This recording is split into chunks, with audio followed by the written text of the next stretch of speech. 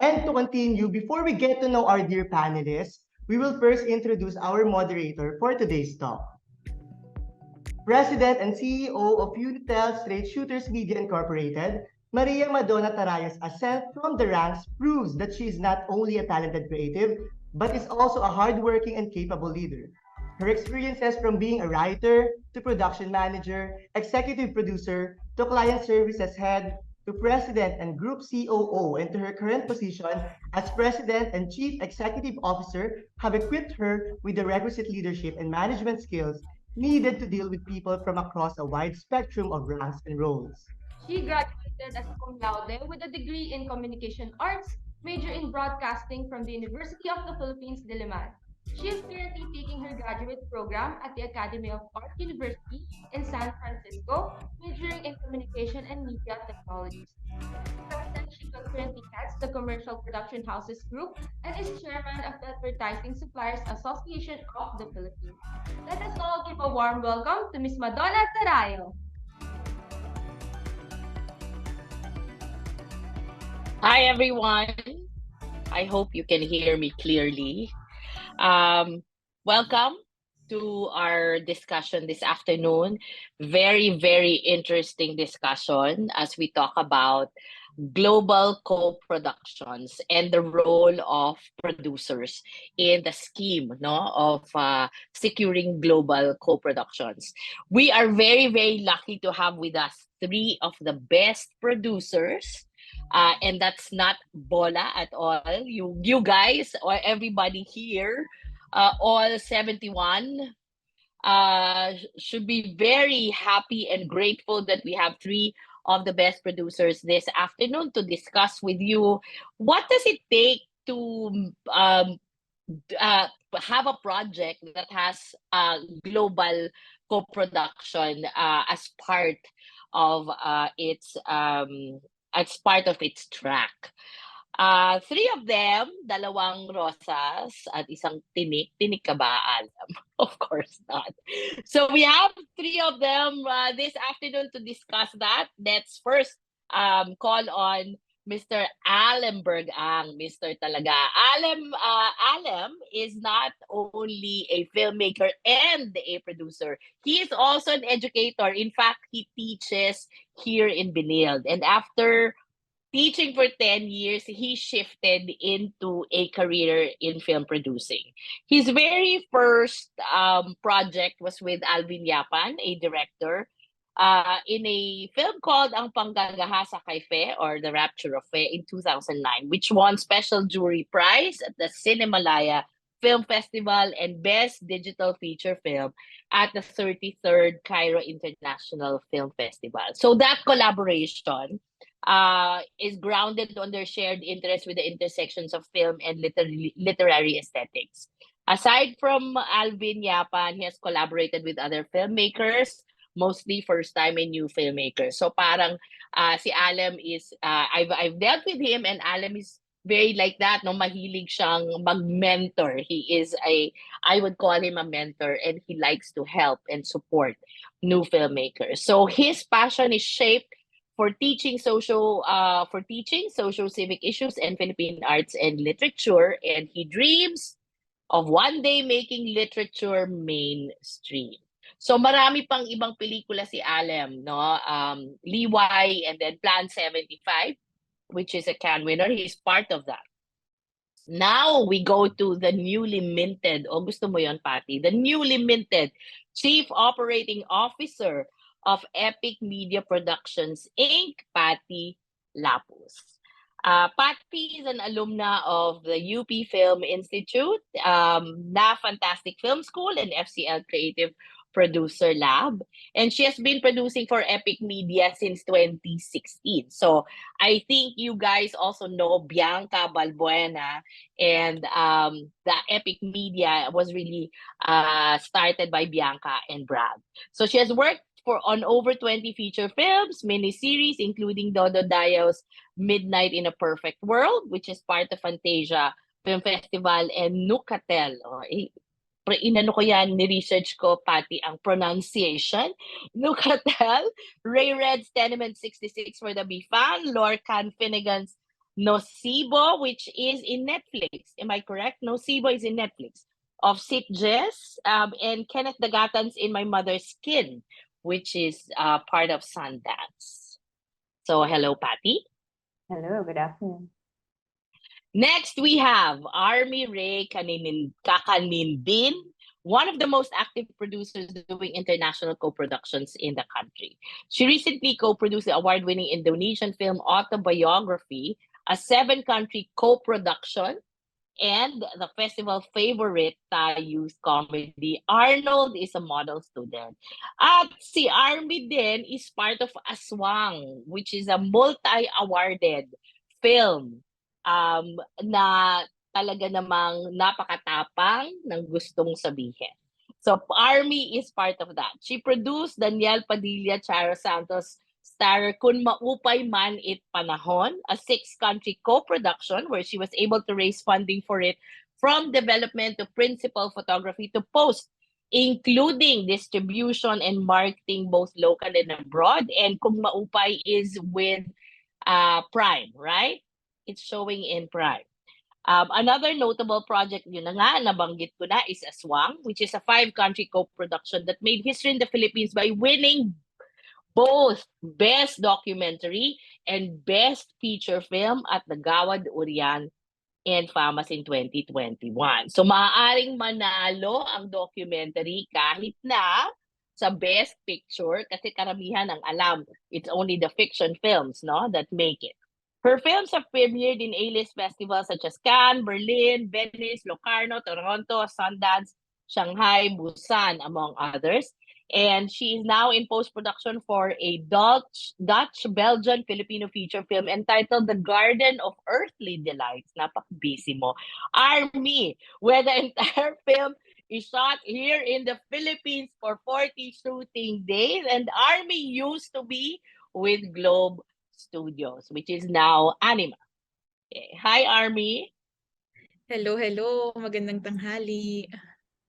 Okay, so let's start the ball rolling. Ang una kong tatanungin sa inyo, because co-productions or productions, you know, for it to happen, there has to be a really good producer attached to it. Now, there are so many kinds of producers and we all know that. So quickly, no, ano nga ba ang ibig sabihin ng producer? Pag sinabi mong producer kasi yung ibang tao, supervising ba yan, live ba yan, executive producer ba yan? Pero sa pelikula, what does it mean to be a producer? Maybe we can start with Armi. I was hoping si Ale muna mag-start para mag-add na lang ako. Well, Sige, gusto mo ba si Alem? As the teacher. Okay, teacher Alem. Yes. Ano nga ba ang isang producer? Yes, in my very bedroom voice. Baka you wanna share your slides. Okay. Well, my slide doesn't have the producing yet. Okay. It doesn't have the producing. So essentially nga, there are different kinds of producers, right? The title that actually matter in international co-production is to be called a producer or co-producer. So other titles such as associate producer, line producer, executive producers are not as important. So in a nutshell, I would always say the producer is a parang project manager. Ikaw yung bubuo ng buong pelikula mula sa paghahanap ng pera para i-fund siya sa pag-develop ng script, pag-develop ng project, paghanap ng financing, pag-hire ng mga tao, like your actors, your crew, all the way to post-production, to principal photography, then post-production, and then pati sa sales and marketing. So ikaw yung dala-dala mo lahat. Kasi yung iba, kunyari, an executive producer, they're basically financiers. They will fund the film. A line producer naman is the one who budgets and handles daily, day-to-day grind, day-to-day expenses, day-to-day. Siya yung nagpapatakbo basically on a set. And then the other producers have other rules or job description sometimes based on the country or production company kasi iba-iba. Pero yung producer Iba-iba. talaga, yan talaga yung internationally very yun yung mas ano sabi ko, mas constant. Okay. Army, you wanna add to that? Yeah. So yung producer ay siya din yung nagmamanage ng lahat ng resources, including time. When the film is finished, the director's job is somehow finished. Mag-guestings na lang yan or magsasagot ng interview, attend ng festivals, pero ang trabaho ng producer hindi pa rin natatapos dahil may paperwork pa, may cost reports, may mga documents, clearances na kailangan i-submit lalo na pag madidistribute na yung pelikula. Kaya once you produce something, forever na yan natatrabahuhin mo. Kasi lalo na kapag you have partners, you report to them. Ano na yung kinita, saan na siya ipapalabas, etc. So that's somehow a forever job na of a producer. Somehow here in the Philippines, may connotation tayo na ang producer ay pera lang. I don't agree with that because a producer is also a creative role. Together with the director during the development, parang you also have a hand in developing the project. And parang kumbaga partners kayo ng director, you can be the sounding board throughout the process of filmmaking. Okay. Okay, Patti. So would you agree that a producer, a real producer, would have both creativity and business as part of, her role or his role in a film? Yeah, definitely. Like what the Alem and Army said, you're part of the project for the entire lifetime of that project. So having skill sets na creative and a good people manager, and you have yung sinasabi rin ni Army na you also manage din the pacing of the project. So yung producer talaga din na magtitimon, how fast are you able to finance your film will also determine kasi how fast you get into production, how fast you get into distribution, etc., etc. So it requires someone who's very organized, someone who's able to really exhaust all of your resources, contacts with people, suppliers, etc., to really bring your project into fruition. Okay, so Alem, let's talk about the relationship of a producer and a director. Because ako, in my head, the director steers the ship and your producer is the anchor of that. Kasi yan yung pwede na tayong sumulong at huminto ka muna kasi parang hindi natin ito magagawa. So would you agree with that? And what is the dynamics? Especially if you're going to get into a project together. Kasi minsan sa producer nagsisimula yung project, hindi ba? Hindi naman laging director yung... Minsan ang director dumadating na lang. But sometimes it's really the producer. Right? Yeah. Or the writer. Actually, or the writer, yes. Ang tawag ko is, it's a marriage. Parang for better or for worse, in sickness and in sickness and in health, wala, you're stuck until matapos yung pelikula. And you just have to take it. You have to be able to give and take. You have to understand each other's idiosyncrasies. Pag yung isa mainit, parang marriage, yung isa mainit ang ulo, dapat magkukul yung isa, hindi kayo pwedeng dapat parehong magsabay. Yes, so your metaphor is actually baka nga more apt than a marriage. Pero for me kasi taga-feeling ko, minsan daig pa ng pagkakaroon ko ng karelasyon yung director ko. In fact, one of my director, my boyfriend calls him his kabit. our kabit. Kasi I spend time more with him than with my actual boyfriend.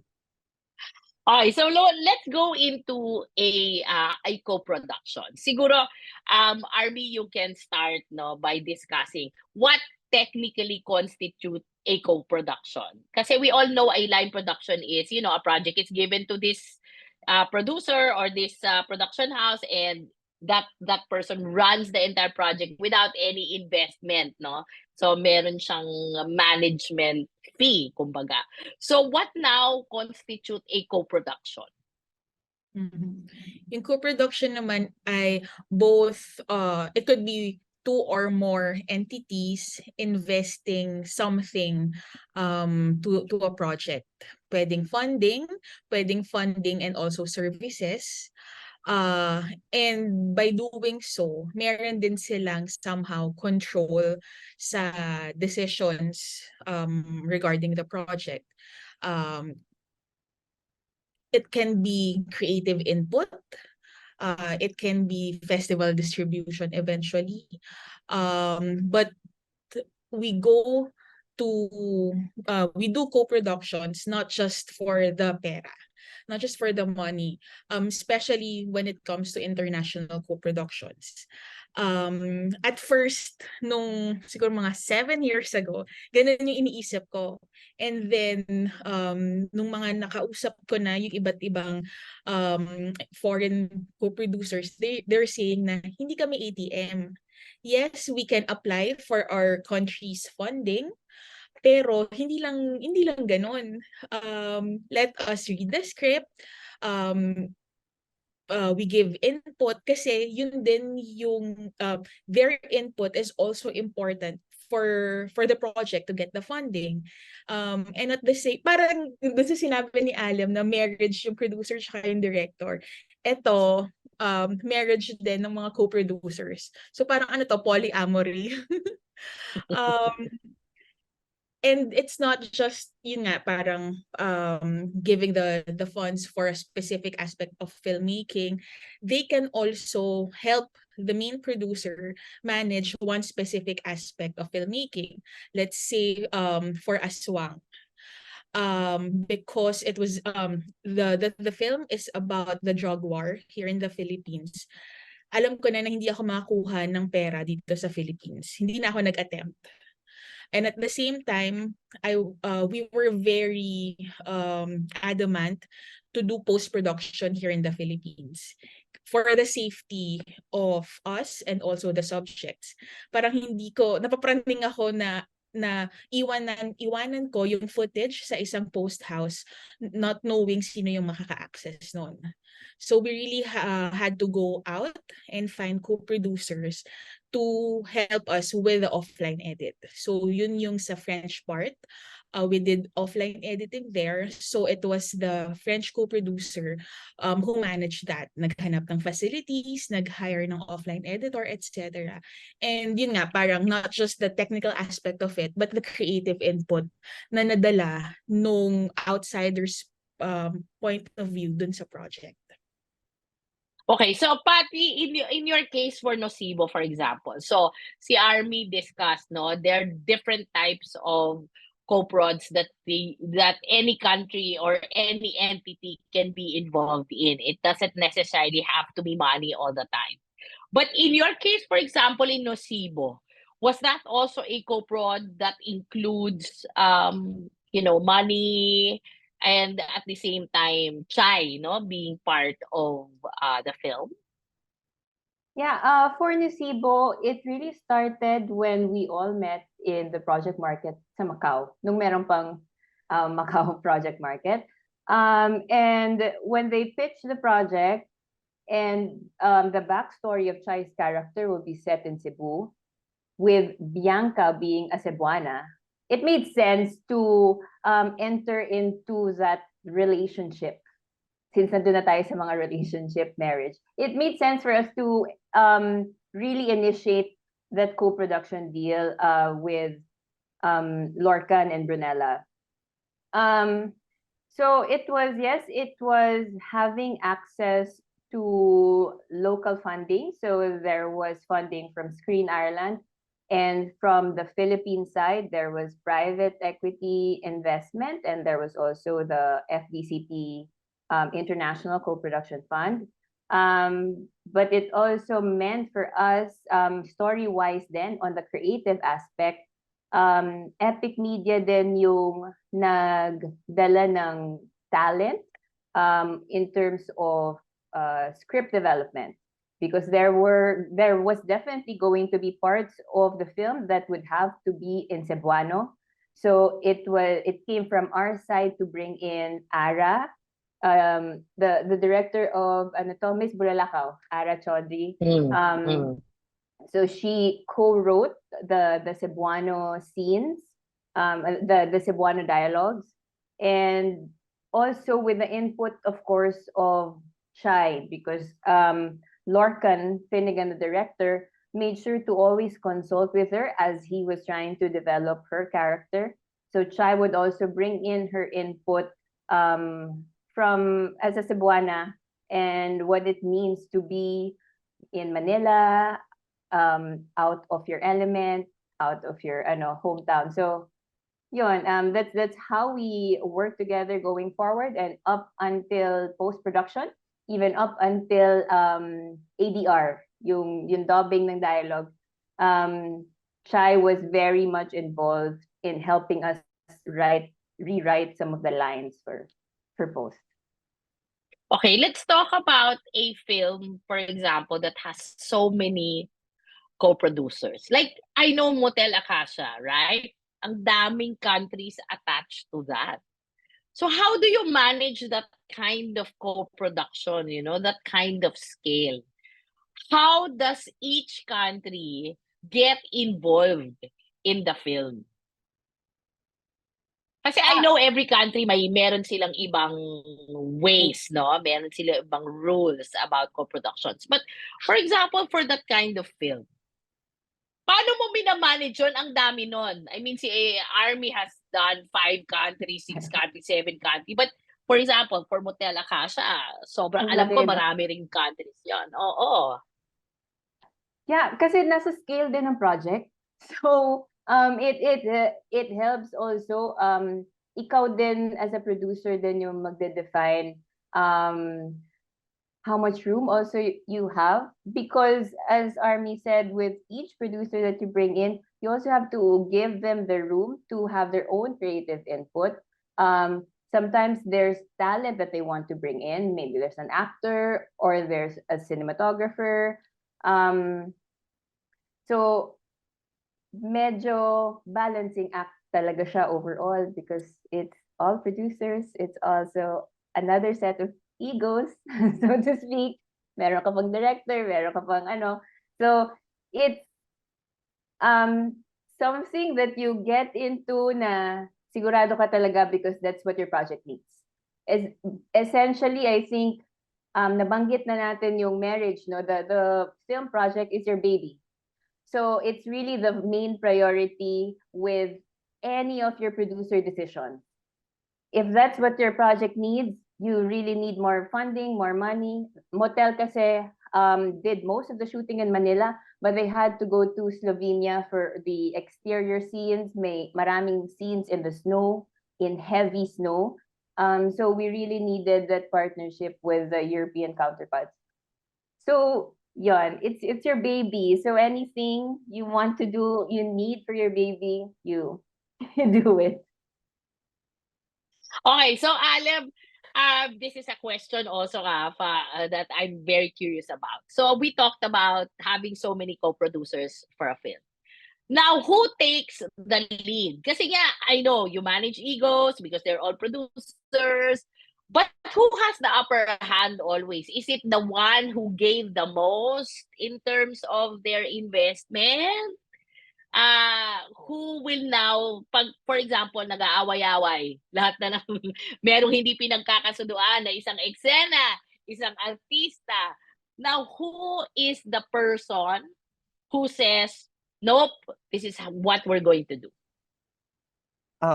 So this is mostly for art house festival films. Iba kasi mainstream ba? Yeah. So for art house festival co-production, international co-productions, may tinatawag na delegate producer. Kumbaga, siya yung kauna-unang taong kinausap yung director or nakausap yung director at form ng partnership na tayong dalawa ang bubuo nito. Tapos si delegate producer ngayon ang maghahanap ng iba't ibang mga co-producers and iba't ibang mga co-financiers. So nasa kontrata yan na at the end of the day, it's the delegate producer and the director who will have a final say. Up after So consulting regardless, kahit na 80% of the money came from this producer. Well, at the end of the day, dapat nasa kontrata nyo yun. So kung merong papasok nga at 80% sa kanila yung pera, depende na kung gaano nyo sila kabibigyan ng yun, I'm thinking the right to meddle. Hindi, the decision power. How much power you will give them in the decision-making process. It will be in the contract. So contracts are very, very important. So talagang at the onset, before you even engage each other, no, you really have to have those agreements intact. Kasi nga, for so many countries, for example, involved in a film, I mean, parang ang hirap kung sino talagang masusunod. Now, the question is, how do you land a co-production deal? What is the way to do it? Kasi nga, a lot of, like, kunyari, Pilipinas, di ba? Syempre, kung isa kang producer, minsan, hahanap ka talaga ng funds para sa pelikula mo. Kasi katulad na sabi ni Patti, baby mo yon. Syempre, gusto mong lumaki. Di ba? Gusto mong lumaking malusog at magaling. So, paano mo ngayon hinahanap kung sino ang itatap mo as co-producers? How do you do it? No? From the simplest to the most complex. Any of you can answer. I have slides for this. Okay. Sige, Alam, go ahead. So essentially, if you're aiming for international co-producer, there's an ideal path for the director. Okay, so as a producer, so bukod sa pelikula ang baby mo, kailangan mong palakihin ng tama ang iyong director. At ito yung path na yun. Okay, so next slide please. So you must have a good short or a good filmography and then a good story. So for example, with, let's say, Carlo Manatad, he did a lot of short films first before he worked on the first full-length film that he did. That was an international co-production. Okay, next slide. So, very kinote ko pa si Armi. You beef up your portfolio. Nagpaalam ka ba? I did this for a seminar before. To beef up your portfolio, both for the producer and your director. Next slide, please. So, you must have a short that has gone through film fest premiere internationally. And then, hindi siya sa number of festivals na mapapasukan. So, I've met directors who said, oh, my short film has been to 1,000 film festivals. Pag tinanong mo, ano-ano mga yun? Tapos wala ni isa na recognize ko, ibig sabihin, medyo fluke siya ng konti. Mahalaga that the film has premiered in any of the top or major festivals. Then, once you have films out already in film festivals, you can apply to talent labs, script labs, and film labs. So talent lab, meaning these are labs that develop the person. Either tinuturuan ka paano maging producer, tinuturuan ka paano maging director, writer, editor, etc. Right? Now, pag medyo na-hone na yung skills mo, you can now apply to a script lab or a film lab. A script lab will help you develop your script. You have mentors, you have other filmmakers who will give you advice on how to improve your script. Whereas a film lab naman, tandem na yan dapat na may producer at director, bukod sa tutulungan ka pagandahin ang script mo, tuturuan ka rin kung paano ka maghahanap ng pera kung paano mo ifa-fund, paano mo ima-market, etc. yung pelikula mo. Once you have a very strong project, a very strong script, then you can apply to project markets. So ang project market, para siyang film market, diba? Ang film market, you go there to sell films.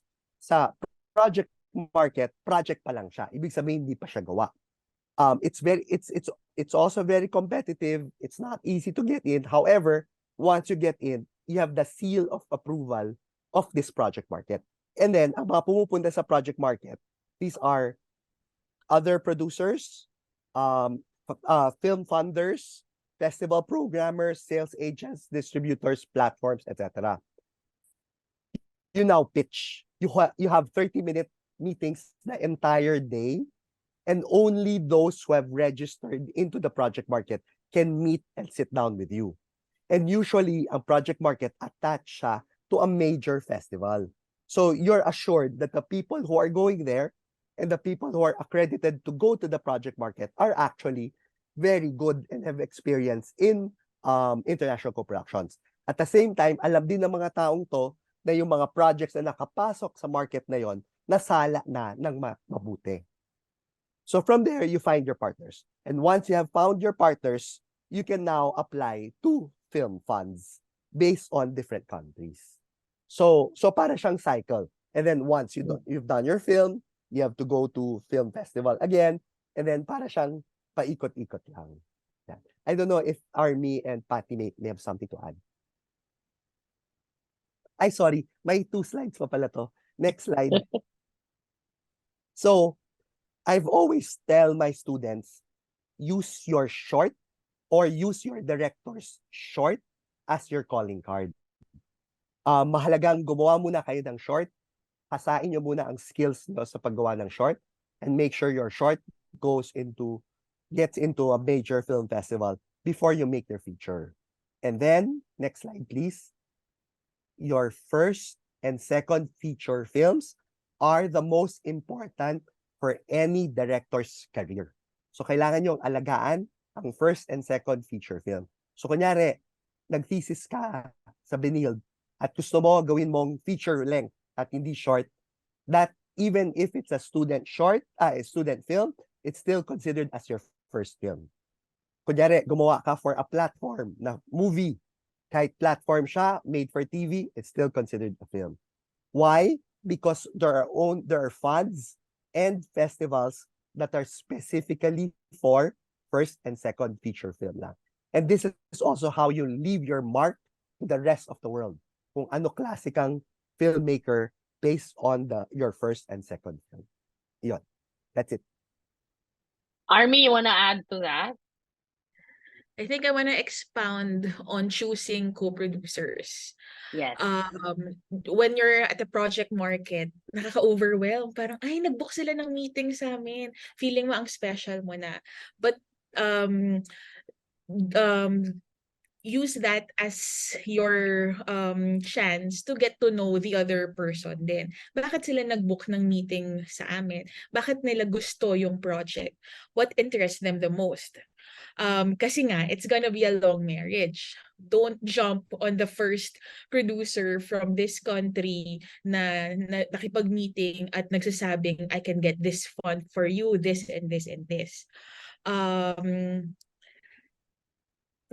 Parang first, kung magaligawan,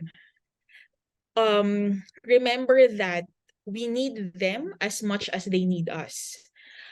Especially European producers, they can access their public funding using a project from a list of countries na DAC list ito eh. Kumbaga developing countries and of course Philippines is a part of that list. So think of it as a mutualism na kailangan din nila yung mga stories natin. And somehow, di ba, that mindset would be very helpful in dealing and choosing with co-producers. Sometimes, yun nga, parang kung swak ba kayo when it comes to the direction of the project, the vision of the director, and just like what Alem said, hindi lang yung project yung kailangan alagaan, yung career din ng director. Kasi pag may isang short yan na hindi okay, then it would somehow affect the trajectory of the feature film. And again, hanggang sa reporting, sa pag-submit ng mga deliverables dun sa funds na bawat isa, kailangan nyo pareho. So having that smooth sailing relationship is very important with your co-producers.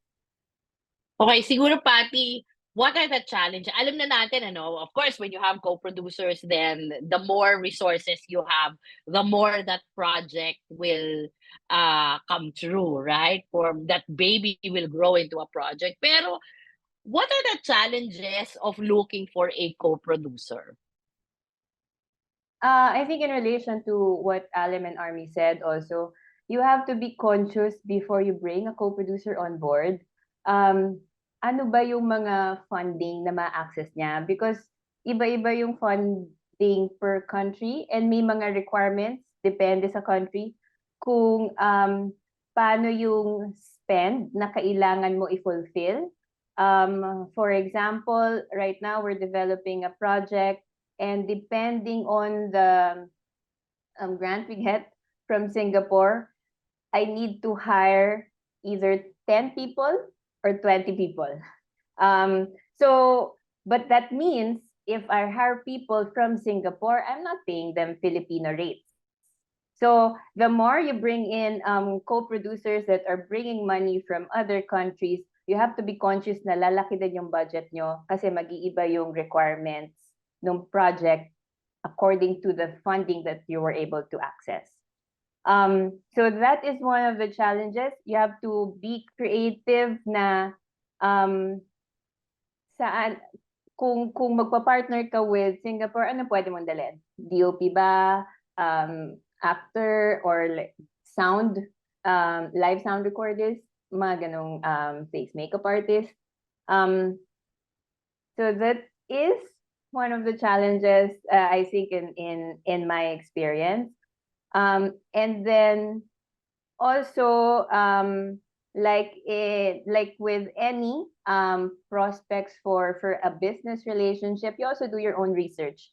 Alem mentioned, no, you get naman a schedule. When you are part of a project market, you get a schedule of who you will be meeting. And it comes in a catalog with all of the profiles of these companies.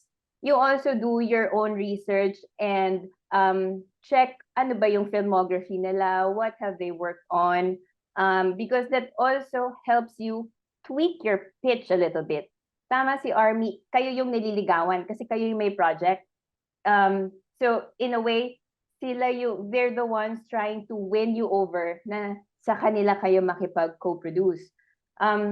So sometimes, at least sa amin, ang style namin, ang kausap natin ngayon is coming from Canada. We can tweak this na pwede siyang North American story. So para then, as a possible co-producer, they see also where they can come in, what they can bring to your project. So those are the things lang that you, I guess, have to slowly learn and be diligent if you're really intent on co-producing with other countries. Okay, so before I go to who are the best context. Now sa Pilipinas ba, do we do co-production deals? Of course, mainstream, we know that diba? But what is the appetite, for example, on independent films, on documentaries? Ano ang appetite ng possible co-producers when you're talking about the Philippines, for example? Any of you? Controversial question ba? But kasi it's good for them to know why. Kasi diba, it's always like a co-producer from abroad, especially if these are independent films, especially if these are documentaries. And if that is always the case, and it's never easy kasi to break into that market, right? So how come you don't or if you do explore the Philippines, what are the challenges here? Ano yung hindi nyo mahanap dito na malamang nakahanap nyo sa ibang bansa? O si Army muna, kasi lalo na sa controversial niyang aswang. Diba? Of course, yan, hindi talaga yan. Palagay ko walang papasok dahil lang sa... Pero, katulad nun, diba? Bakit hindi sa Pilipinas? Bakit kailangan ibang bansa? I think yung soft money coming from other countries, yun talaga yung main purpose. But again, depending on the nature of your project, sa aswang, it made sense. For Kun Maupay Manit Panahon, also because art house yung project eh. May slides ako later, pero babanggitin ko na rin na Cinemalaya project siya dapat. But then we had to pull out because I saw the film na nandun sa trajectory ng international co-production than Cinemalaya nga. That I need to have the world premiere after 7-8 months. Yung appetite and Kun Maupay, I can show you later kung paano din locally, paano siya nabuo. And I have numbers din na mas marami pa rin talaga yung funding na nakuha dito sa Pilipinas. Okay kayo, Patti, Alem. Have you had projects that have, a huge appetite from the Philippine co-producers? Usually dapat may reason for a company to come in. Okay. So originally, that was what I wanted to do sana with Plan 75. I won't mention the company, but my pitch was, we'll get one of your actors to appear in this film, and the track record of this director, she had her short in Cine Foundation in Cannes. Kasi Cine Foundation short is only student films. So imagine, student pa lang siya, she already had the film in Cannes. And then the film got a fund from Tokyo Talents, which is part of Berlinale Talents. So this is already 2 major festivals. And then eventually it was pitched in Venice. So the top 3 festivals are already linked in a way to this project. So we know na, and then the producers had the closing film of Locarno. So that's already 4 of the top festivals. So parang package-wise pa lang, ang bango-bango na niya. So kayo, gusto nyo ba ang artista nyo na minamanage nyo mag-red carpet internationally? O kung gusto nyo, bigyan nyo kami ng pera. Gawin natin to. Parang alam ko na agad na minamanage nyo. Okay. So originally, ganun yung pitch. Ganun yung paggagawa. Of course, things didn't happen that way. For one reason or another. Pero but it's hard. Maswerte si Armi, she got all these Black Sheep and Globe and Dreamscape din, diba? I think I won. She got all these people to come on board. It's very, very difficult. Post-pandemic, post-ABS shutdown, it's very hard to find people who would want to come in. So right now, I sell it as this is a legacy project. It's a prestige project. You want to walk the red carpet. You want to boost your company's name. You want to put your name on the map. Invest in an art house project with that track record already that, na napapasok siya sa international film festival circuit. That's how I do it. Otherwise, super hard. That's why we are so thankful that FDCP has these funds. Twofolds kasi yung funds eh. They fund our films, and they offer funding to Southeast Asian films so that they hire Filipino crew. Can you imagine? You have this Indonesian film that did so well in Indonesia, winning awards all over the world, and then editor niya Filipino. Yung ganon. You have other films na like Dali was also discovered because of Bianca, because of producers who have connection with international film festival. Yung who have traveled and are known internationally. Parang ngayon, pati crew ng Philippines may possibility mag-work on an award-winning international film because of these funds. So would you say, Patti, sa Pilipinas kasi they're more inclined to commercial films, no, to mainstream films than really go independent or art house or documentaries. So would you say that is the case? Recently, in terms of pitches, we're being asked for a lot of horror. I don't know if that's Genre. Nick Red setting the ano for mainstream.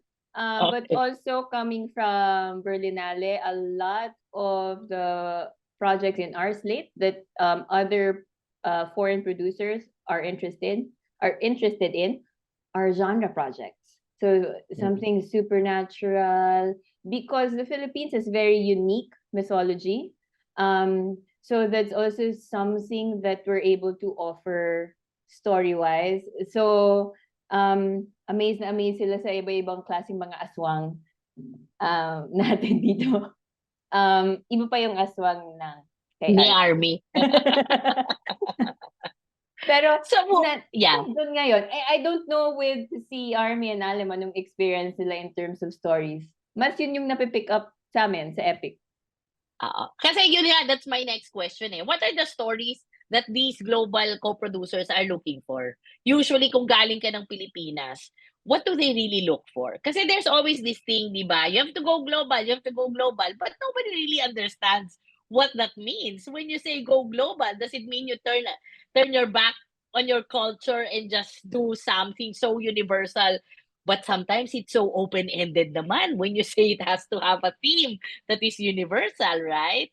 So what are the stories they usually look for? Actually, you have to embrace your culture. Because whatever we have in the Philippines, wala yan sa ibang bansa. Like I remember, of course, this didn't sit well with some filmmakers, but the early Cinemalaya, parang some of the jurors, the Europeans, were interested in pagpag. I don't know if the Benilde students know. Pagpag is basically you get leftover food from the garbage, and then you recook it. Right? They wanted to try that. And so, doon pala, kaya rin naging sikat yung tinatawag na poverty porn. Because these are things that wala sa ibang bansa. And so, you need to find that. So, you do a horror, then find something that's unique to the Philippines and don't just copy anything else internationally. But again, it depends on what you're doing. Diba? I don't know, Patti, pero usually, yung namimit, I think yung mga naghahanap ng horror ganyan, usually platforms, diba? They're not the art house film festival, although meron na tinatawag na elevated genre. So, iba naman yun. What about you, Armi? What's your experience? What do they usually look for? What stories do they reject? And what stories they're more inclined to being a co-producer? To add to what Alem said, I think mas nag-resonate din yung mga personal stories. Kasi nga parang a script can evolve, can develop the story, but the motivation of the director in doing that project, yun yung hindi nagbabago eh. And with that, yung dedication na yun is attractive to co-producers, lalo na kung 'di ba lalagyan mo pa ng universal theme. So yung culture na unique dito sa Pilipinas plus a personal mission to do that film and a universal theme, parang feeling ko yan yung patok sa kanila. And there are also funding bodies that would really fund art house projects than mainstream, kasi parang sa kanila makakahanap yan ng funding sa ibang paraan. So let's support others na funding wise mahihirapan. I Okay. mean, So, okay, so yung iba na parang dead man na kung backed up by a major studio, that's fine with them. okay. So, kunyari, meron na kayong project, andyan na yung mga co-producers, you've inked the deal, and there's already that. And then down the line, nagka-problema kayo. Have you ever experienced that, where you had to get out of that co-production deal? And how did you handle that? I mean, kontratado na, nandyan na. So, nagka-problema ba kayo ever ng mga ganon? Meron bang hindi tumutupad? Meron bang mga mahusay lang kausap sa simula, but in the end, hindi rin pala nangyayari? So, how do you now get out of those kinds of situations? Because that's part of the challenge, especially if you're dealing with so many of them, right? Patti, have you ever had that experience? Since I got into Epic, parang ang naging experience ko pa lang yung kami yung pumalit kasi may nawala yata. So, Okay. So, hindi ko alam yung detalye. so good problem naman yan. Di ba? Kasi Totoo napunta sa naman, inyo. totoo naman. Oh, Baka diba? yung challenge lang on our end is may public funding na hindi nakuha.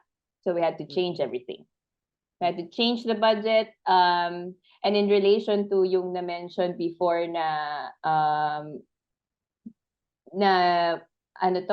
funding that we have here in the Philippines, pag nagbago yung overall production budget mo, kailangan mo rin i-update yung funding grant na na-access mo because that kind of changes then what you're able to really access in finality.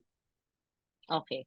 So I guess also the way you work, no, the way you are as a company, that also matters how you conduct things when you take on another project. Yes, yes. So Army, meron ka bang masamang ever na experience that you really had to say, sorry, but you're out? Wala naman. Kasi as the delegate producer, wala akong choice but tapusin yung project kasi pangalan ko yung nakapirma sa mga contracts na to. Pero there's this one European producer, nandun pa nga lang sa Liga 1 stage, nirereto siya nung another co-producer namin. Pero parang iba yung terms na sinasabi niya from the public funding na pwede niyang ma-access. So parang dun pa lang, there's something off. So parang at that early stage, sinabi ko na no, we can't work for this project kasi nga iba yung terms na sinasabi niya na doon sa actual. So yon, hindi siya naging transparent. That's why sa mga co-productions na to, lalo na if you're the delegate producer, you really have to be careful kasi sa mga partners, kasi pangalan mo yung nandyan. Wala kang choice kundi i-deliver yan sa mga partners mo. Alem, meron ka bang naka-encounter ever? I think among with Epic and Army, cinematography, ako yung pinakabago in this aspect. So, ngayon pala ako nagsisimula. Marami ng beses na gusto ko lang tumiwalag or bumitaw. Bakit? Bakit? Anong rason? Shucks, ang dami. Like, pero tama si Army eh. Bukod sa pangalan mo nakapirma sa kontrata, so pwede kang isue in international courts. It's also your name. And you know, we all have only one name. So kung masira mo ang isang pangalan mo, that's it. Mahirap kang bumalik. Or mag-migrate ka ng ibang country. Kahit na yung mga nag-refugee status, di ba? Hindi rin. Ay, kilala ko ba yan? Di ba? Diba? Refugee na agad? Okay. Sige, before I ask a very crucial question to co-productions, maybe Army, you can take us through the journey of Kung Maupay. Can we run the slides of Army? Because this is a concrete example to all our viewers, no? This is a concrete example on how how a film grew, no? With all the co-producers that came in. Yes, Army, take it away. Ayan. So kung maupay manit panahon, 9 years in the making. I-explain ko later yung project history. But one thing is very clear from the start. This is based from the director's experience nung Yolanda sa hometown niya, taga Tacloban siya. So it was his love song for his hometown.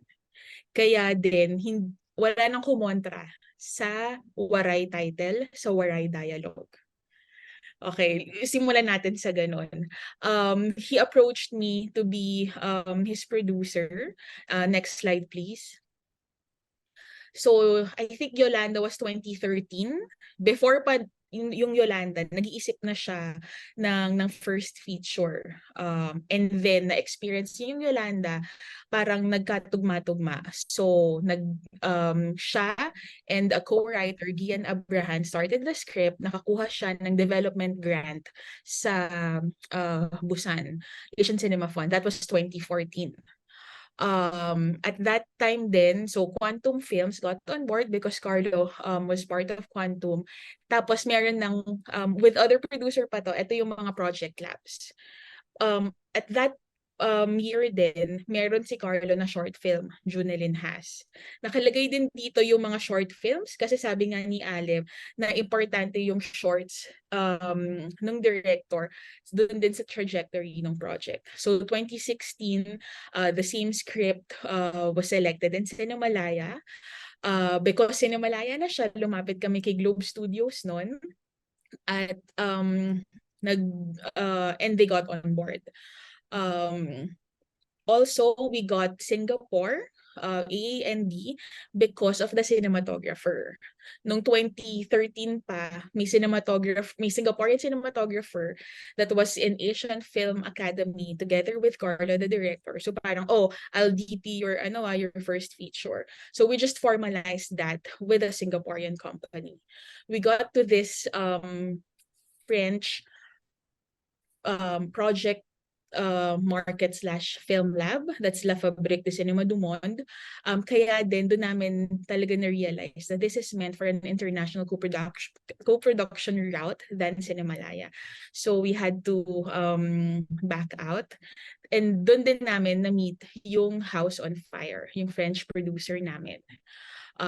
While doing all these, Carlo released 2 more short films, Sandra and Fatima Marie Torres. Kaya din yung presence niya sa short film festivals tuloy-tuloy. And then come 2017, we had Joe Delux de la Cruz, Employee of the Month in Critics Week in Cannes. Ang feedback sa project ay masyado siyang narrative, masyado siyang melodrama. Whereas all the short films of Carlo ay more on the experimental satire tone. So parang sabi nila, hindi nagmamatch. That's why we had consciously made Joe Delux de la Cruz to be that more narrative short film na magmamatch din dun sa gusto namin for a feature film. That's why it was also timely that we got to a residential lab, Torino Film Lab, 3 residential workshops to in Europe. Tapos at the end of that, we got a prize money worth 50,000 euros. So parang for the feature naman, we were injecting the voice of Carlo na present sa short films niya to the feature film. Tas may mga script development fund na kaming nakuha, ganyan. And then 2018, another project market, Cinefondation, invitational siya. Doon na rin namin na-realize na, okay, Carlo needs help in writing the script. So we got on board a French co-writer.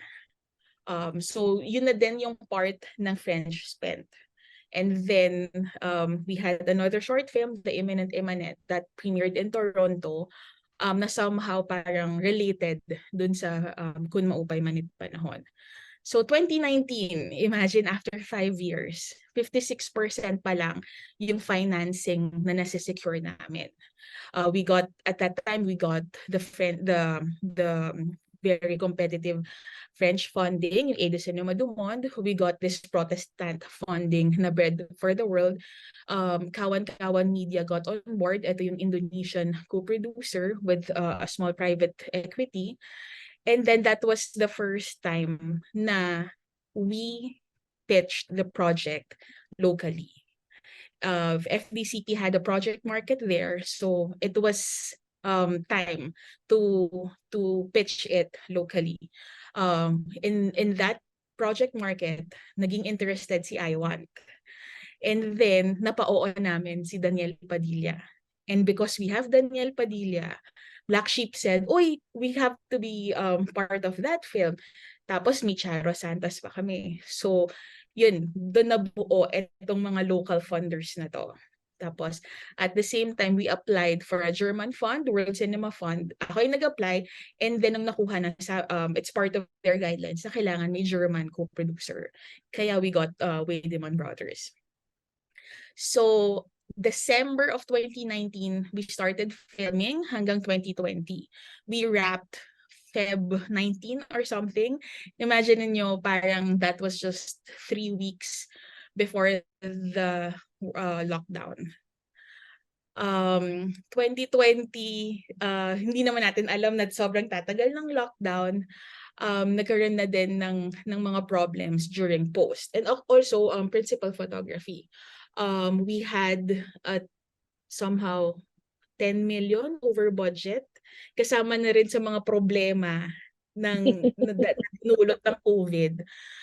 So as the main producer, wala naman akong choice kundi mag-cut ng cost sa pwede pang i-cut ng cost in post-production, and also look for other funding. Good thing we were able to get Doha Film Institute post-grant, and also Vision Sud-Est. So post-production for sound sa France, kasi nga half of the funding kailangan doon i-spend. Pero syempre yung ADR, yung waray, dapat dito sa Philippines para din nandito yung mga waray speakers and also the ADR supervisor. That time then, meron kaming semi-picture lock that we submitted to an A-list festival. They wanted it. But I know we couldn't finish the film. Parang ayoko na i-push yung mga tao, VFX-wise, post-wise, na, uy, tapos natin itong pelikula habang naka-lockdown yung mundo. Parang it's very inhumane. So we had to say no to that. And be compassionate to everyone. And then yun, so we had a longer time for post-production. Then come 2021, we had our world premiere in Locarno and then Toronto. So yan, may mga sales agent na nag-pick up ng film. And then December of 2021, MMFF na dito. Next slide, please. This slide would show you ano yung mga countries, tsaka ano yung ginawa nila for the project. So ito yung sa Philippines, yan lahat ng production companies here. And then, of course, yung bulk of it was principal photography here. And as the main producer for like distribution and also festival strategy for France, development and screenplay, kasi nga we got the co-writer from France, and sound design and sound mix. And then distribution in France, hindi pa siya nangyayari but soon. And then from Singapore, they got on board very early. So tumulong din sila sa development and also grant applications. Forte kasi ng Singaporean producer namin at ang mag-copyright at mag-proofread ng mga applications namin. So ayan, plus we got nga the Singaporean cinematographer. For Indonesia naman, yung connections sa sales agents, publicists, and also distribution in Indonesia. Sa Germany, konti lang yung trabaho kasi nga ako naman yung nag-apply for that fundings, World Cinema Fund. So yeah, distribution and connections then for festivals. And then yung Qatar, wala naman talagang Qatari co-producer on board, kailangan lang as part of the guidelines of Doha Film Institute, ilagay yung Qatar as a production country. Next slide, please. So just to summarize, ito yung picture namin sa Locarno. Diyan lang kami first time nagkasama-sama, all co-producers, lahat ng mga ka-email, ganyan. It was like a good feeling to share the stage with all of these partners, lalo na nag-COVID nga noon. So para finally nakatapos tayo ng pelikula. This is the percentage of funding. So 69% sa Philippines, France was 21%, tapos Singapore and Indonesia, yan, 3 and 2%. Qatar talaga, nilagay ko lang dyan na 2%, pero it's really, it belongs to Philippines kasi nga ako naman yung nag-apply at wala namang category producer. So all in all, 11 production companies, 10 grants received. We were in 4 film labs, 5 project markets, and 9 years from conception to release. In hindsight, pwede natin balikan yung slide na may project history. I wouldn't recommend to go to project markets agad without a good script. Sayang lang yung effort. Kasi na-experience namin, we've been to several project markets, tapos somehow meeting the same people, and then laging sabihin na, we're still writing the script. So we'll send it to you once we're confident about it, ganyan. Pero parang paulit-ulit na. So yun yung one takeaway ko na the other slide, na mga first 2-3 years, hindi na muna sana kami nag-project market. We had sana pinolosh yung script, and once we're ready, tsaka na lang din nilabas or in-expose sa mga project markets. Hindi naman ibig sabihin na nakasampung project market ka, okay yung project mo. It doesn't follow. But these are of course important. Gaya nga na sinabi ni Allen, na stamp of approval, and at the same time, meeting these people. So ayun, questions later. Okay, ako may tanong. Yeah. Before I open the floor, no, to questions of our viewers. Kasi obviously, you know, these once you see that there are so many co-producers, it's quite impressive, right? And you know that, and tapos kung mananalo ng mga awards, it's very, very impressive. Now we go to, but you know, all these co-producers, they will always have the other end naman of, what do I get out of this? No? And when do I get everything that I invested in a film? So nandun tayo sa recoupment. So how does that happen? And are you always successful in recovering the funds or fulfilling all the deliverables? And if you're not successful, how do you plan to fulfill, you know, that all those requirements from your co-producers? Patti, ikaw muna. Bago tayo bumalik sa whether is fine, kasi gusto kong malaman kung naka-recover na ba sila, Patti. Parang hirap sagutin. Charing.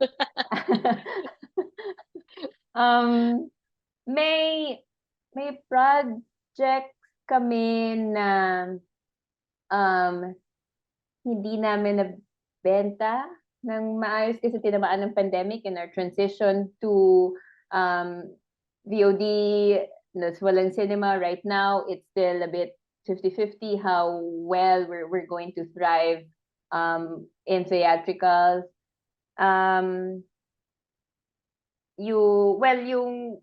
Hindi, kasi yung In My Mother's Skin is purely public funding, so walang recoupment na kailangan, pero kailangan namin magbalik ng pera sa TAICA kasi investment grant siya, hindi siya. Pero nabenta namin sa Amazon, so yay. I think with any producing project, you have to be a bit prepared for losses. But naturally you put in all efforts. Kaya it's good to be able to really know who you're partnering with and how they're really gonna help you going forward. Yeah. Sorry, baka hindi lang natin pala nabanggit earlier. Yung konsepto din ng pre-sales, being able to sell your project even before it comes out. So that's one of the things we were able to do with 𝐂𝐨-𝐏𝐫𝐫. It'll be on Netflix on the 31st. So please watch. Nag-promote. Pero even before it came out, nag-shoot pa, meron ng na pre-sales for world distribution, for other territories, ganyan. Yeah, so that's one way, no? And that's how it is done now. No, kasi like if theatrical is not anymore the most viable go-to in terms of, recoupment, then pre-sales I think is a very, very good path for any film. Alam ko pinag-uusapan So, natin to eh. So. Yeah. So, kaya mahalaga ang public funds. Ang non-recoupable public funds. So, say, if you have a very big budget because you started using international people, right? International crew members or whatnot. As long as majority of your funds are public funds, that means you don't need to earn that back. Ang kailangan mo lang talagang kitain is mabalik yung pera ng lahat na nag-invest dun sa pelikula. Of course, easier said than done, but at least that's easier than recouping the entire amount. That's true. Kasi that's right. Yung portion lang ng mga taong nag-invest ang maibalik mo, okay ka na. Okay ka na. Icing on the cake yon pag na-recoup mo yung buong budget. Okay. Armi, kumusta tayo sa weather is fine? Simula pa lang minanage na namin yung expectations ng mga investors. To quote Attorney Joji, na producer din ng pelikulang ito, sabi niya, sino namang manonood ng pelikulang ito? Grabe, nanood ako Salamat. Nasa Amazon Prime Video pa rin siya. So yun, minanage naman namin yung expectations nila. And even with Globe Studios, they got on board even before ako pumasok. At talagang, kumbaga, we call it prestige project. Tapos yun nga, natamaan din ng Omicron nung mag-MMFF na. So, ang hirap din talaga. With the pickup of Prime Video, Southeast Asia lang siya, hindi naman siya worldwide.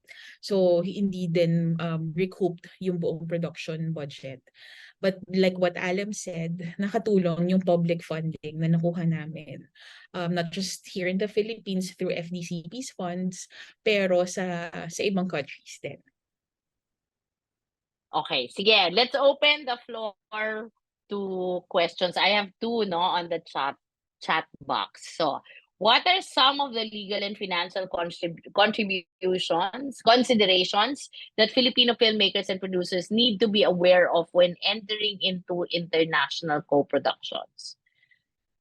I think part of it sinabi na ni Alem, no, yung I think ako when I going through something like this, I always look at the legal aspect, like where, if something happens, where is this case going to be heard? No, that's one of the things. Anyway, sige, from the producers here, ano yung financial and legal considerations that you need to be aware of?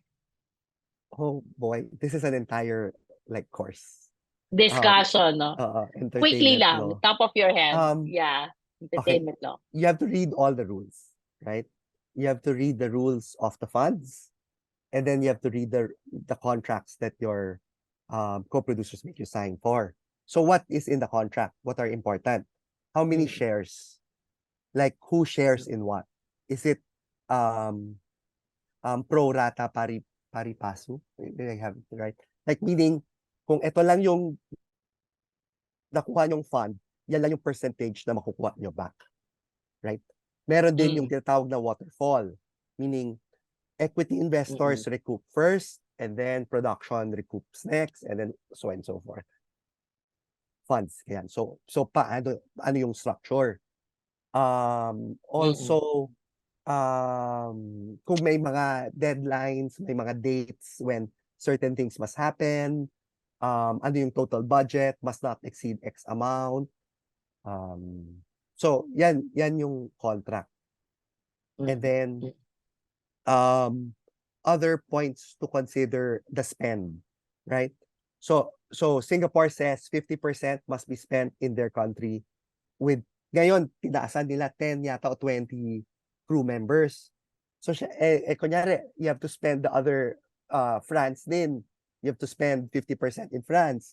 Italy, you have to spend 80% in Italy. Taika, you have to spend 100% in Taiwan. So you only have so many. You cannot naman have 3 editors from 3 different countries, di ba? You know, you only have a certain number of crew members. So you have to figure out talaga which works best. Also, it doesn't mean when you apply and you have a co-producer, you'll get all the funds. It's not true also. It's super, super competitive. Parang the most heartbreaking for me is we get a very nice rejection letter. Na, oh, your project is so good and these are the merits of your project, but in the end, we still didn't decide to give it to you. You know? Anything to add, Armi and Patti? Baka siguro yung territories. Pwede kasi nasabi nga ni Alem, you share the entire world. May ibang co-productions na like Germany would get, the German co-producer would get the entirety of Germany. Merong iba na parang France plus the French-speaking countries, namely blah, blah, blah, blah, blah. Mga African countries. Then may German-speaking countries like Liechtenstein and Switzerland. So parang yun, you have to be careful kasi baka you're promising these territories sa ibang co-producers tapos owned na pala siya exclusively ng kabilang co-producer. Nangyari din sa amin for Aswang with our French co-producer. Ang dami niya nang nakukuhang grants doon, and then there's this production grant na gusto niyang i-apply. But that would mean we have to spend more in France instead of him giving 50% of what he already secured to the Philippines for production. But good thing na nag-align siya sa akin, no, na parang, oh, we can apply for this fund, pero the consequences are this. So we then decided na, uy, wag na lang kahit malaki yung chance. Kasi mababawasan yung ipapadala mo dito sa Philippines. Oo nga, dami nating pera sa post-production dyan, pero paano tayo magpo-post kung hindi tapos yung shoot? Tama. Patti, anything to add? One Yes, last Armi. Aswang din, it was very clear in our contracts na kapag may nangyari sa director, yung decision making ay yung footage would then belong to her heir. Basta meron kaming dineclare na person doon. Para lang klaro, kasi nga with the nature of the project. Para hindi mag-away-away ganyan. So decision making doon. Patti. Siguro another Anything thing lang to be mindful also when you go into a co-production is your cash flow. But it goes naman with any other project. But yung nabanggit ni Alem, yung deadlines ng mga grants, may timing din kung kailan sila papasok sa project. So you have to be able to plan also with your co-producers. Paano, meron bang magpapaluwal ng pera para magtuloy-tuloy yung shooting nyo at hindi kayo matapos? Sino yung liable sa ganon? Paano yung interest pag may ganong ano? Those are the things also you have to keep in mind when you enter into co-production.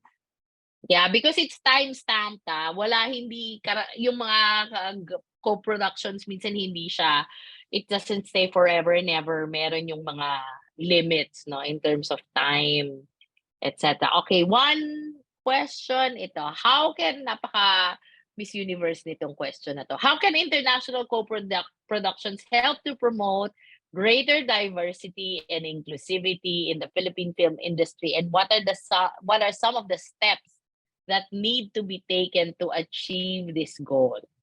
Sino sa inyong tatlong Miss Universe ang gustong sumagot nito? No, actually, that's my question. Alem.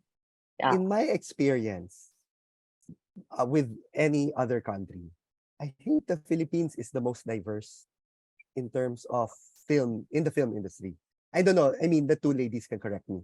But for example, who are heading the the companies, diba? Mostly women producers or women bosses are the ones, Madonna, diba? Bianca. I mean, you know, and our top selling directors are women directors, diba? Our actresses, correct me if I'm wrong, are paid more than the actors, diba? Kasi because of box office. At the end of the day, it's box office. So I don't understand that much. Kasi the reason why, let's say, Switzerland will give us fund, France will give us fund, Singapore will give us fund, is to diversify the films that are shown in their Right. countries. And we are that. Parang ganon. So yun, so I don't know, Army and that. Anything to add? I'll add na lang na parang diversity and inclusivity when it comes to film crew when doing co-productions. Yun nga, when we have these funding from FDCP na kailangan yung spend, ay meron kang spend dito sa Philippines. So like use that to push forward local talents. Dun sa last shoot ko na Dutch and Belgian and Philippine co-production, we really made sure na yes, meron kang Belgian DOP, pero get someone from the Philippines to assist him na parang camera operator / gaffer na natututo habang nag-shoot, or meron kang Dutch makeup artist and then there's a Filipino assistant para lang din, 'di ba? Other than the work, may collaboration nangyayari, may input na yung dito sa Philippines we use this para dumihan yung mga kasi alikabok dito sa Amsterdam naman hindi.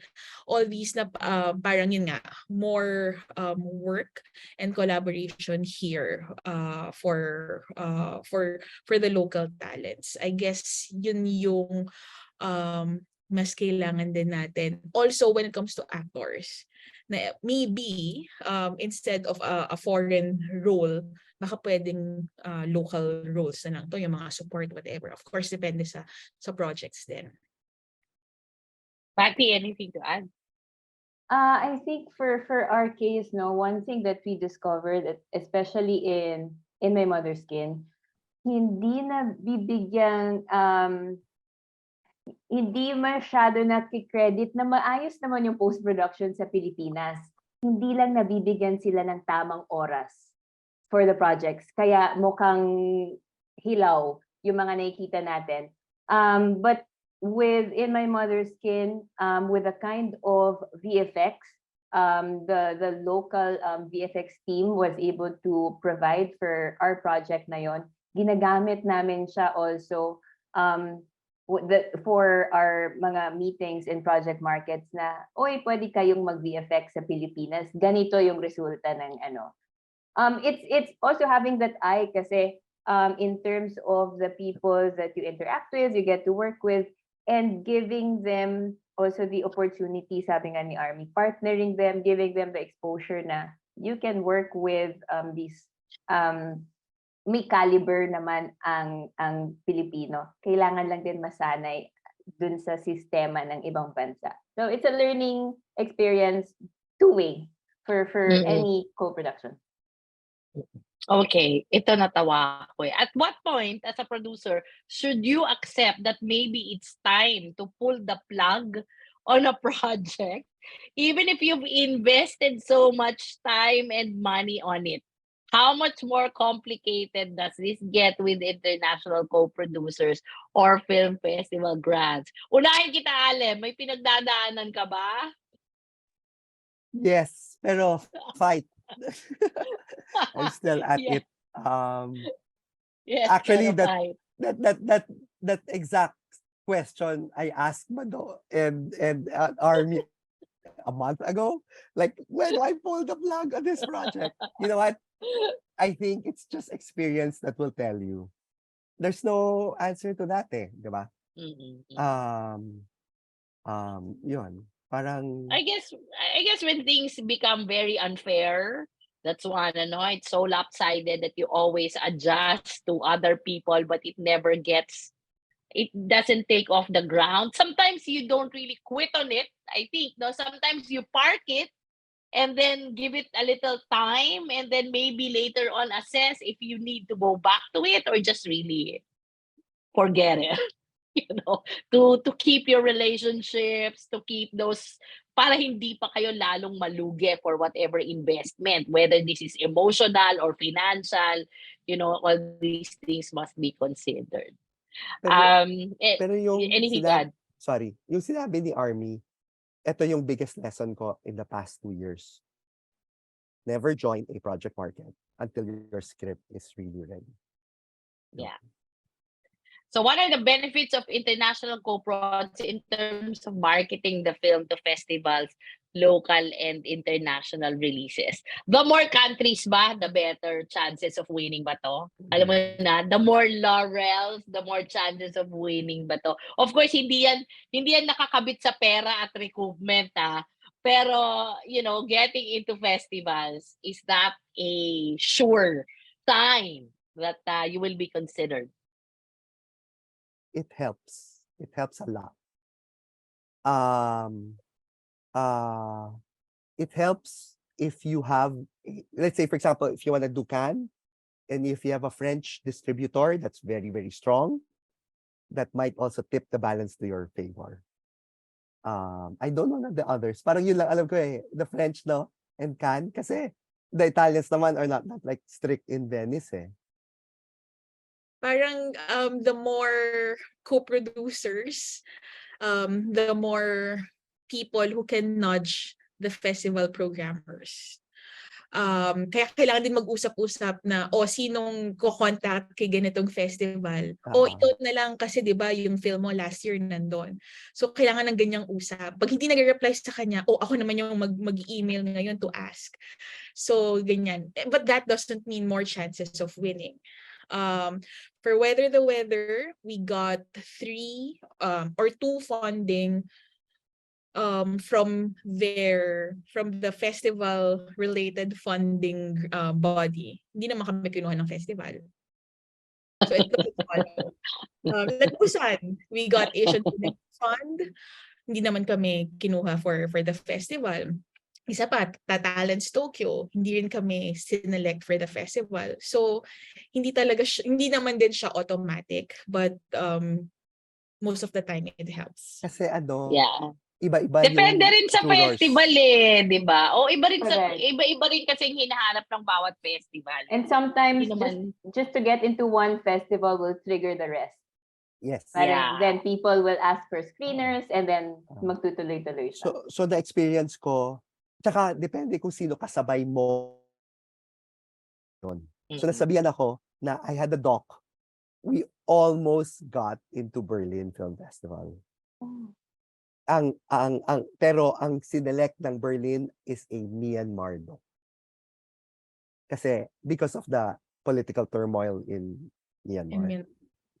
So depende, no? Depende minsan timing din At what point when you apply, di ba? So how have international co-prods contributed to the promotion of Filipino culture and Filipino identity on the global stage? Okay, simulan ko muna kay Patti. How have international co-productions contributed to the promotion of Filipino culture and the Filipino identity on the global stage? Unahin na natin si Dali De Leon. I mean, for the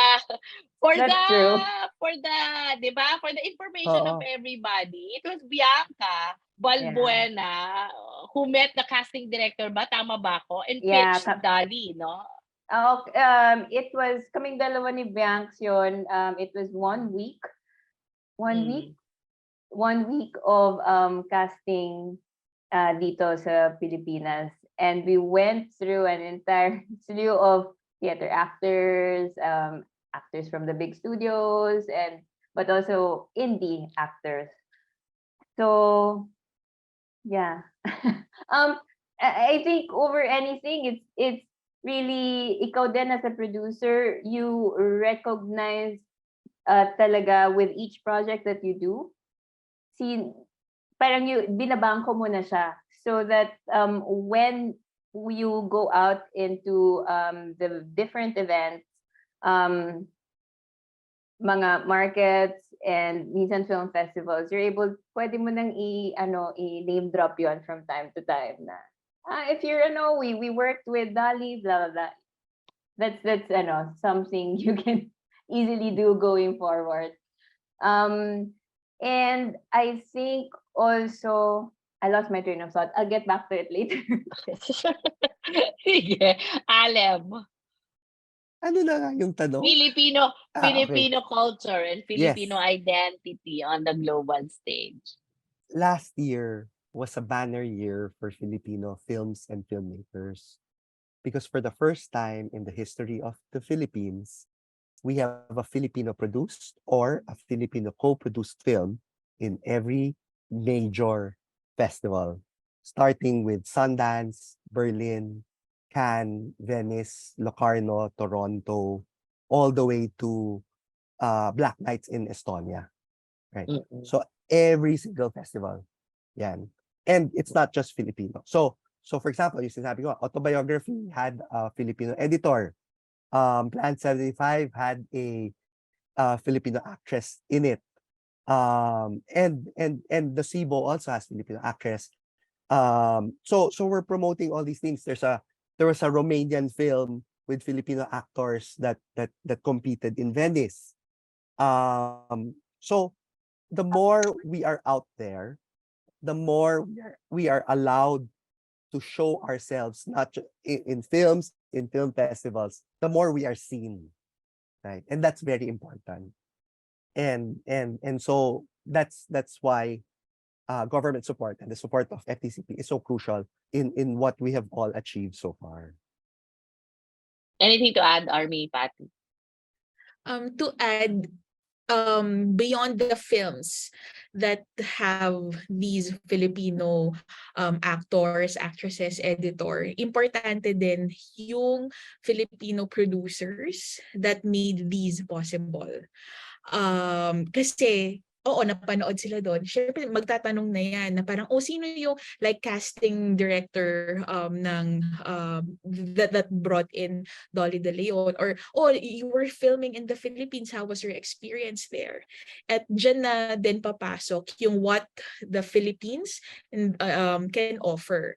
We have these incentives and grants from FDCP. But other than that, once you get it, yung experience din na matapos yon.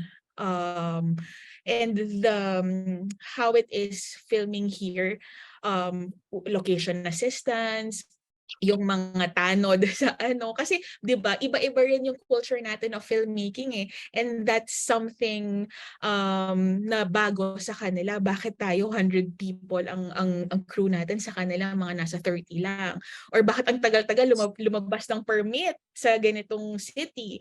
All these factors ay importante for us to bring in more projects here in the Philippines, not just for shoot or yun nga mag-collaborate, maybe post-production or getting talents. Whether films or ads, Armi, 100 people. That's always the complaint, no? Versus 30 or 50. Always a struggle. Always, correct. Always a struggle. And of course, katulad ng sinabi ni Patti kanina, no, the stories also that we tell. We look at our culture before we say we want to go global or the theme is universal. It's very intrinsic that we look at ourselves first, and that's the reason why horror, for example, is a very good parang well of stories that we can tell the whole world about the Filipinos. So last two questions na to before I ask you for advices, and what are the red flags that we should watch out as an aspiring writer and director as we pitch and connect with people outside the Philippines, especially with producers internationally and locally then? So, di ba? Kasi locally, there are also those who look for new directors, writers, and they kind of take advantage. No, I think anywhere you go. So, what are the red flags? Mauuna na ako. Meron Sige, na Armi. here locally na kapag nag-pitch ka sa kanila, you have to sign something And because you're signing that, yung concept mo na ipipitch sa araw na yon kanila na. Talaga? Bago Yeah. yan ah. Oh my God. Mm. Mag-usap tayo mamaya. Bago yun, ha? Hindi man, Paki-chat DM na lang. kung sino. hindi man lang ito NDA lang na nag-usap NDA. tayo. Hindi siya NDA. Oh my God. No to So that. yung Nako. girlfriend ko, sabi ko, wag ka nang magpunta. No to that. Because until they sign, until they contract you, until they give you the resources, then it doesn't go to them because that's yours until that's signed, sealed, and delivered. Patti, yes. So, hindi ka na-intrigue, hindi ka pwede mag-back out if the budget that they would offer for your project, does it meet your vision for the project? Oh Well, my. That's a red flag, a major one. Yeah. Gusto ko na malaman sino yan. I think for writers, one of the tips lagi, but in my recent experience lang to, is as much as possible, if you can keep the remake rights to your project, keep it. Unless you agree to a fully commissioned work, but if you can keep the remake rights, then you have the liberty na, kunyari, film one dito sa, with these co-producers, but you want to do a prequel, a sequel, you can choose someone else. You're not stuck to just this producer because you don't know if it's going to be a good experience for you. So, yan, may mga ganong, coming notes for the writers especially. Oh, I agree with Patti. I think when you have a deal, you deal that particular project as its form, no? Whatever format you're giving them, that's it. But beyond that, outside of it, dapat medyo you don't readily agree to the rights that may be attached to that. Pareho tayo up here, ganyan din ang isa kong experience. Alem, do you want to add anything? Just to add to what you said, pero you can only do that if you're pitching and you're getting into an international co-production. Because if you're hired by ABS, Legal, Viva, whatever, wala. You let it go. Kaya yung maganda sa international, well, at least the funds, is meron kang perang ipapasok eh. Therefore, now you have a stake. In that case lang, Alem, baka there should be story rights. Iba pa yung yes. writers fee. Yeah. Pero kasi, diba, parang kung nag-pitch kasi to ABS or to Viva, ganyan, wala eh. They will own the whole thing. Diba? At the end of the day, they will own the whole thing. First, you're the one who's working on it and I just need extra funds from somebody else. Red flags, I guess, the best talaga is to ask around. You have to ask do your research, yes. Right? You have to research first. Okay. Okay, very interesting discussion, and I think so many people learned from this afternoon. So my last parting words from you guys, advice to our aspiring filmmakers, producers, directors, writers, and everybody who wants to go into the film industry. What advice can you give them? Let's start with Armi.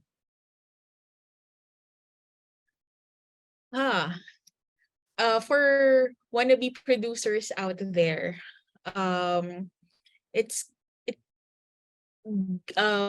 get more experience. Wag kayong mahiya to start as like PA, production manager, or like associate producer, lalo na sa mga big projects, kasi doon mo malalaman yung mga things na hindi naman din natuturo sa school. Yung mga like you can get a templated contract, pero yung mga intricacies nito, pag actual mo lang naman matututunan. For in general, ang really just trusting your instincts when dealing with or when entering a partnership. It's good to be transparent and so that you can expect the same transparency from your partners. And ultimately, parang minsan napag-usapan namin ito ni Bianca na parang, yeah, you're protecting the director, you're the support system of that director, pero who supports us, the producers? So yeah, it's okay to ask help, ask advice. Alam ni Alem yan, parang di ba tayo na lang din yung support na available ngayon. So yan, it's really difficult to sustain, pero with the right partners and the right like attitude, then will bring more stories to a global stage. Patti? If you really intend on becoming a producer, one, you have to really work on your networking. So it's not just being able to talk to people, but yung sinabi ni Armi, being part of these different projects, going to certain events. The more people you meet, the more resources you have for any projects you would have down the line. Two, apart from people management, you have to also be very good in crisis management. There is walang project na natuloy as planned. I think I can speak for everyone. Something always doesn't fall through, whether in any phase of the project development man, pre-prod, minsan nagsushoot ka na, biglang wala kang location the next day. It happens. And it goes then with experience. So if you're able to apprentice with any of the active producers in the country, do that, because then you see how they solve problems as they come in the different projects that they're working on. And three, tibayan talaga ng loob. So kung hindi pwedeng mahina ang loob sa producing, kasi maraming kakapalan ng mukha talaga ang magtatawid sa'yo hanggang sa mabuo mo yung project mo. So, yun lang. Good luck. All the best. Alem? To add lang to what Armi said, it's very important. It's very important for you to have some humility, kasi you're starting from the bottom, right? And so it's important that you accept that you don't know much. You're here to learn. Ako, I've been through so many workshops, but every time I feel like, I think I've had enough. I've been to enough number of workshops. Then something will happen that will wake me up and say, nope, you don't know everything. And so it's a process. It's a learning process. So it's always good to be humble and to accept that. And lastly, it can be a very lonely job. So make sure you have friends outside the industry.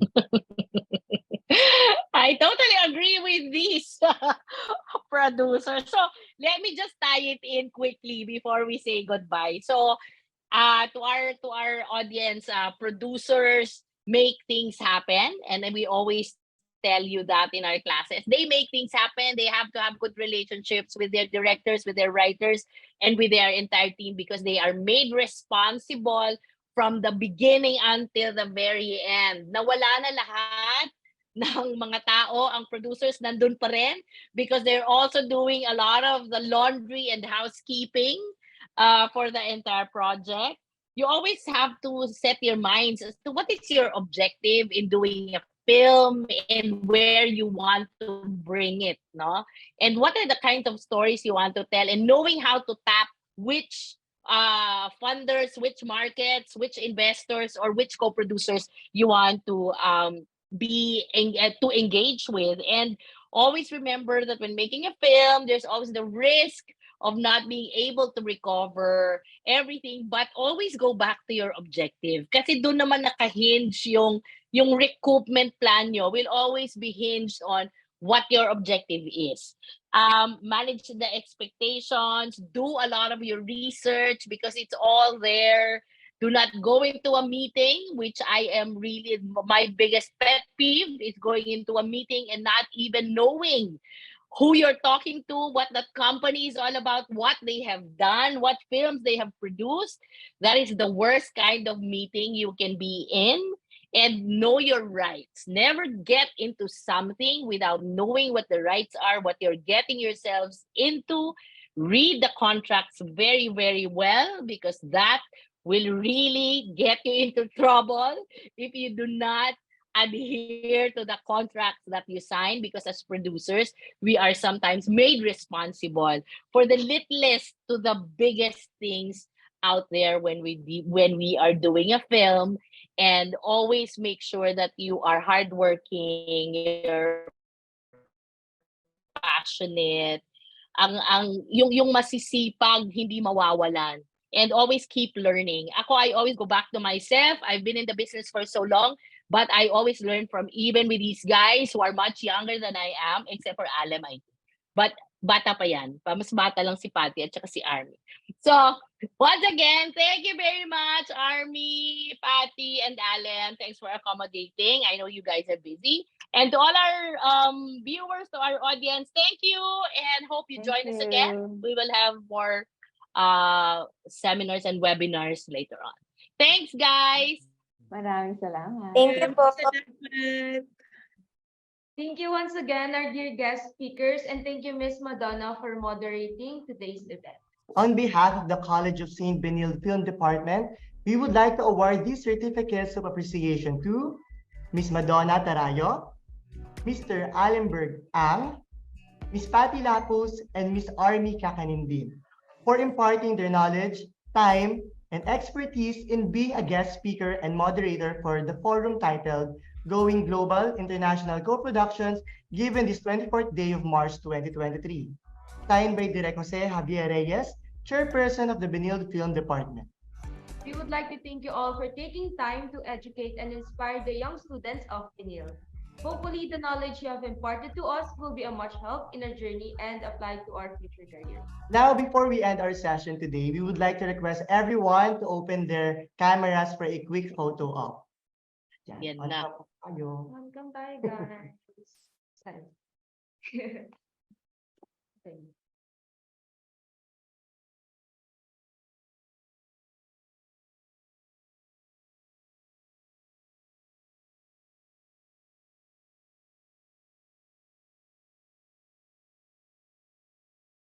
Nakaka-pressure ang on. Okay, 1, 2, 3.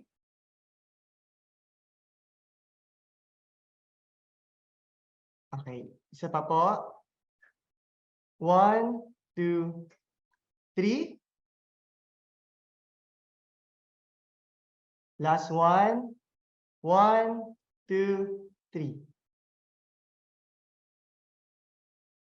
Okay. Thank you po. Again, Thank you.